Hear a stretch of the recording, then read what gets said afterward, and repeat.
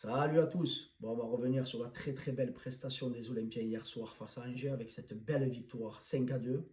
Où pour ma part, j'ai vu la plus belle première mi-temps sous l'ère de Zerbi.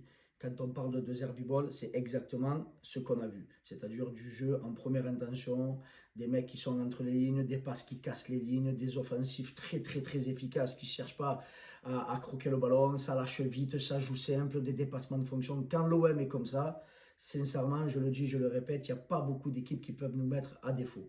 Par contre, on sait aussi, malheureusement, qu'on est sur courant alternatif.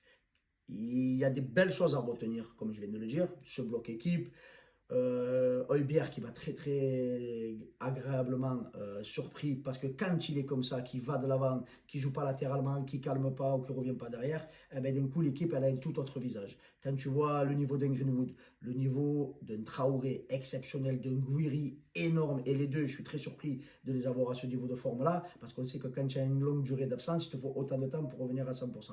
Ces deux joueurs là plus Medina, ça va être vraiment notre valeur ajoutée. C'est comme si on faisait 3 recrues pour le mercato d'hiver. Et eux vont être vraiment très, très, très importants. Ça permet de faire souffler, de faire tourner. Et quand tu vois que tu as un Peshao, que tu as un Aubameyang sur le banc, ça a de la gueule quand même, les gars. Donc voilà. Après, au petit bémol, ces buts, encore une fois, malheureusement, en fin de première mi-temps et fin de deuxième mi-temps, dans les arrêts de jeu, on est coutumé du fait. On ne peut pas se dire que c'est pas un problème. Si ça arrive une fois, tu te dis, bah, allez, c'est une erreur. Là, non, c'est pas possible. Donc il faut qu'on travaille là-dessus. Je pense que ça doit être mental ou le fait de se relâcher. On sait qu'il reste 30-40 secondes. Tu dis, ça y est, c'est bon. Non, il faut arrêter. Il faut jouer jusqu'à la fin.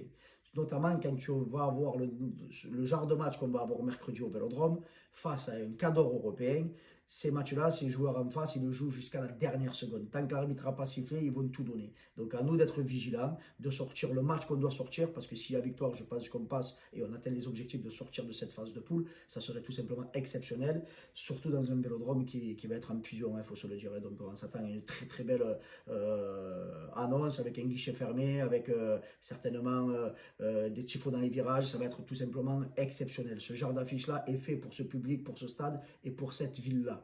Après, voilà, il y a samedi prochain, on a un gros match aussi. Il faut enchaîner. Voilà, on sait, nous, l'OM, c'est semaine après semaine, on doit tout remettre à zéro, se remettre en question. Quand tu as des ambitions très élevées, tu ne peux pas te dire, je fais contre Liverpool, je joue un gros match, et face à l'Ange, je vais lever le pied. Tu es obligé d'être à fond tout le temps. C'est pour ça que le retour des blessés, c'est vraiment très important pour le coach et son staff. En tout cas, les gars, passez à tous un bon dimanche. Ça fait plaisir de passer un dimanche tranquille avec la victoire.